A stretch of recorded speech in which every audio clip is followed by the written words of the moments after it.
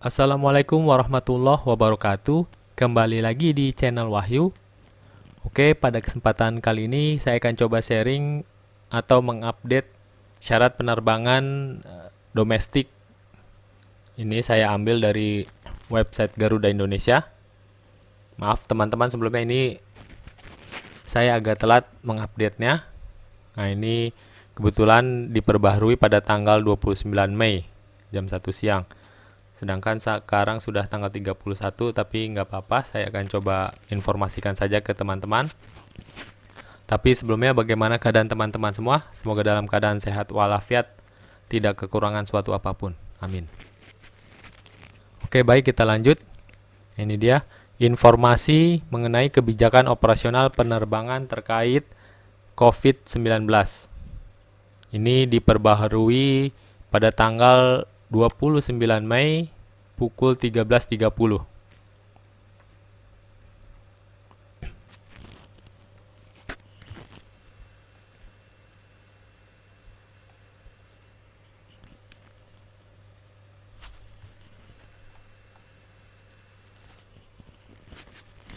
Oke, baik.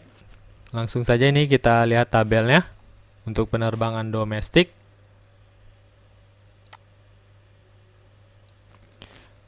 Ini dari atau tujuan.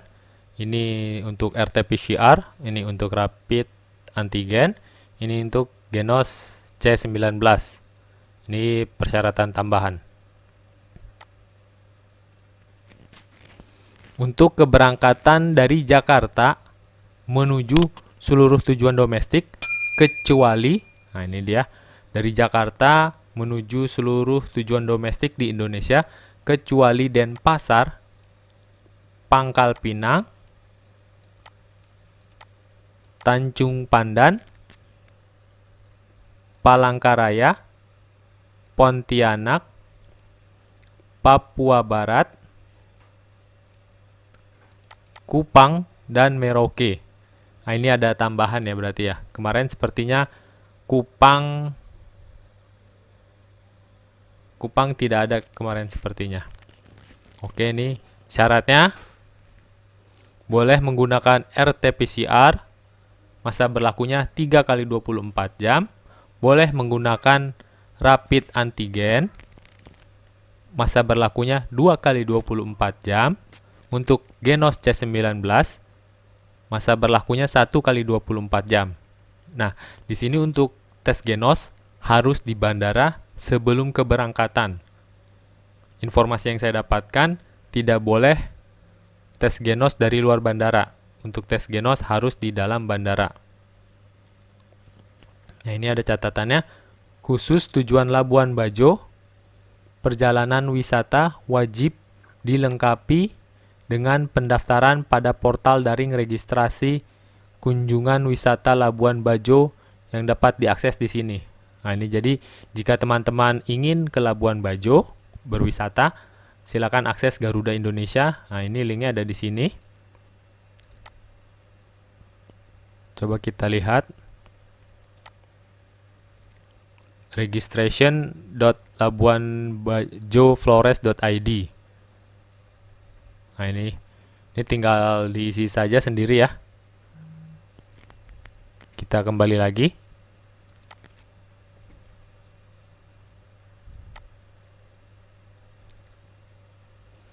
Nah, ini penerbangan intra di dalam Pulau Sumatera.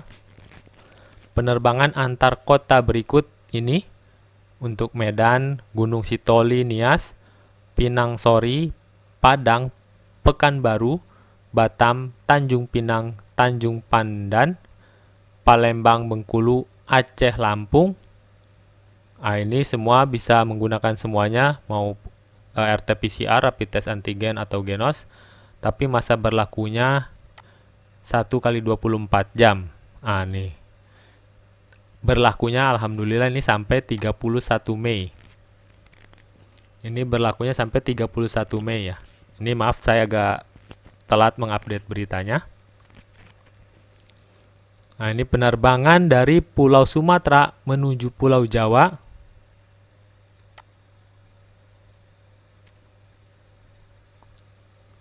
Nah, ini dari Medan, dari Gunung Sitoli, Nias, dari Pinangsari, Padang, Pekanbaru, Batam, Tanjung Pinang, Tanjung Pandan, Pangkal Pinang, Palembang, Bengkulu, Aceh, Lampung, menuju Jakarta, Bandung, Yogyakarta, Solo, Semarang, Malang, Surabaya, Banyuwangi. Ini berlaku 1 kali 24 jam. Nah, ini ketentuan ini sampai dengan 31 Mei. Nanti setelah tanggal 31 Mei, nanti saya akan coba cari tahu lagi. Tapi sepertinya sudah berlaku normal kembali. Tapi nanti kita lihat lagi ya. Oke, kita lanjut. Menuju Pangkal Pinang, Tanjung Pandan. Nah, ini dia. Maksimal untuk RT-PCR berlaku 3 kali 24 jam. Untuk rapid test antigen berlaku 2 kali 24 jam. Nah, untuk genos dia tidak berlaku. Ini kadang-kadang kalau yang nanya saya suka tertukar. Keberangkatan dari kota di Pulau Sumatera mengikuti peraturan intra Sumatera di atas. Kalau teman-teman dari Pulau Sumatera mengikuti peraturan yang tadi ya. Tapi sampai tinggal 31 Mei, tenang aja. Nah, ini untuk menuju Palangkaraya masih tetap menggunakan RT-PCR yang berlaku dan masa berlakunya 3 kali 24 jam. Menuju Denpasar. Oh, ini dia. Menuju Denpasar.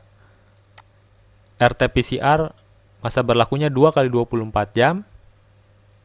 Rapid test antigen sama 2 kali 24 jam. Genos bisa masa berlakunya 1 kali 24 jam.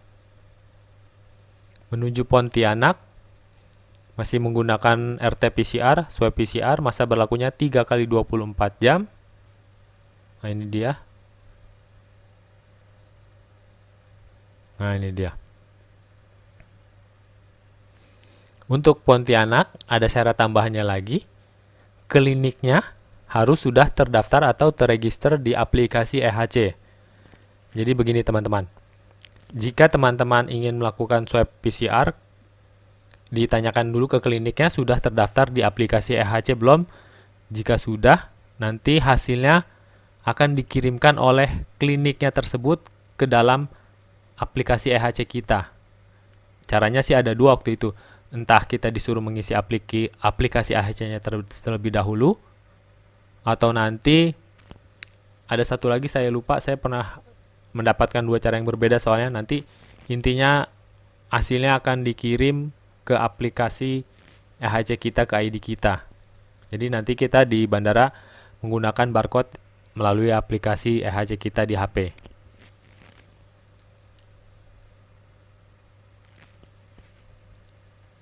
Soalnya nih ya, jika apabila penumpang tidak dapat menunjukkan validasi barcode digital hasil negatif RT-PCR pada EHC, maka tidak dapat melanjutkan penerbangan.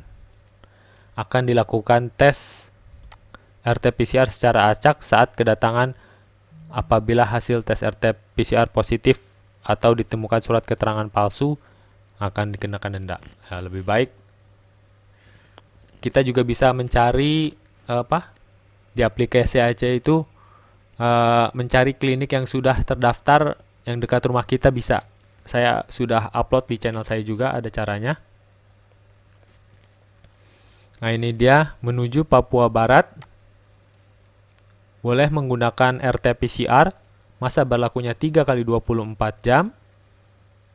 Rapid test antigen, masa berlakunya 2 kali 24 jam. Nah, tes genos, masa berlakunya 1 kali 24 jam. Nah, ini ada syarat tambahannya.